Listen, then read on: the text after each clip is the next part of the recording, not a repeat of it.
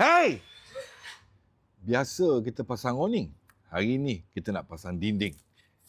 Cukup dengan 3 alatan, laser, drill dan grinder. Jom kita mula. Untuk dapatkan dinding yang cantik dan menarik, Shira mesti jadi pilihan. Salah. Macam ini. So, ini cara terbaik nak handle Shira plank. Okay, put down.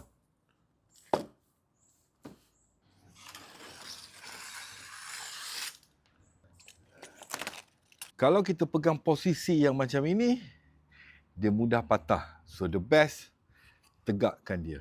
Kerja seorang boleh, tapi kerja berdua lebih mudah.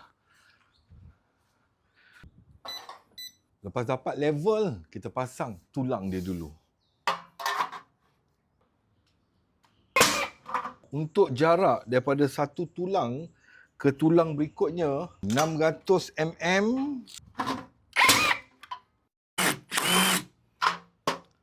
So, bila dah siap pasang tulang, jom kita mula pasang Shira. So, make sure 600 mm gap. Tapi, kenapa yang ini rapat?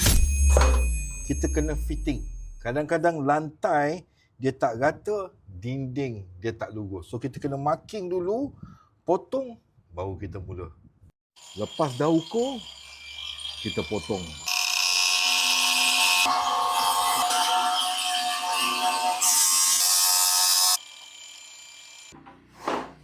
Now, yang first dah fitting ngam, kita boleh terus sambung memasang. Now, untuk kerja skru, pastikan jarak skru dengan hujung is dalam 12.5 mm. Untuk overlap, kita perlukan sekurang-kurangnya 25 mm supaya kita dapat sembunyikan skru kita.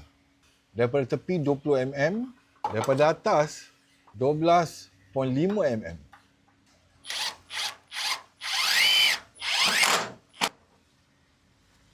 Now, ini sebab kenapa kita kena pilih Shira plank. Satu, sebab dia nampak macam original wood texture. Selain daripada waterproof, selain daripada fireproof, it is also termite resistance. Tapi yang paling penting, Shira plank tahan lebih lama. Yang paling best, ada banyak design, ada banyak warna untuk pilihan. Tapi kalau nak sama dengan rumah ni, choose Afromosia Brown. So, saudara-saudari, teruskan follow kami untuk menyaksikan hasil akhir Shira plank for wall installation. Dia akan transform dinding rumah menjadi lebih cantik dan lebih menarik. Padan dengan awning kita.